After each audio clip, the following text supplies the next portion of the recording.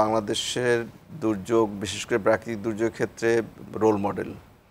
এবং আমরা জানি যে একসময় শুধুমাত্র দুর্যোগ পরবর্তী যে রিলিফ এবং পুনর্বাসন ব্যবস্থা সেটাই করা হতো, কিন্তু 1990 সাল থেকে আমরা দেখি যে আমাদের দুর্যোগ ব্যবস্থাপনার জায়গায় একটা বৈপ্লবিক পরিবর্তন সাধিত হয়েছে। সেটাকে আমরা বলি যে একটা রিঅ্যাক্টিভ অ্যাপ্রোচ থেকে প্রোঅ্যাক্টিভ অ্যাপ্রোচে আমরা এসেছি।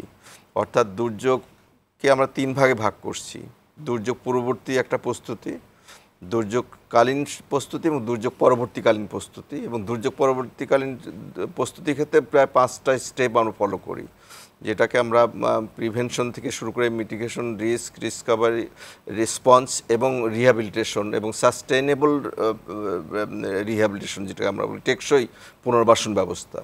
তো এটাকে আমরা এক কথা যদি আমরা বলি যে টেকসই ব্যবস্থাপনা।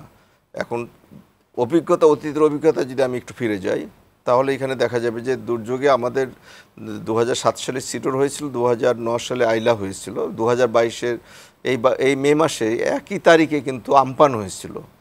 এবং আইলার সময় আমরা 14 লক্ষ লোকের সরিয়ে নিতে পেরেছিলাম, মাত্র 3,500 লোক মারা গিয়েছিলেন এবং 800 জন নিখোঁজ ছিলেন।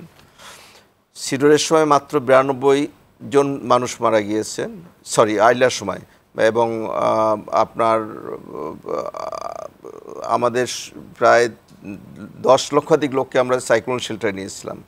আমপানের সময় যখন কোভিডের প্রকোপ, তখন কি নাজুকতা আপনি বুঝতে পারছেন। 26 লক্ষ লোককে আমরা কিন্তু আশ্রয় কেন্দ্রে নিয়েছি।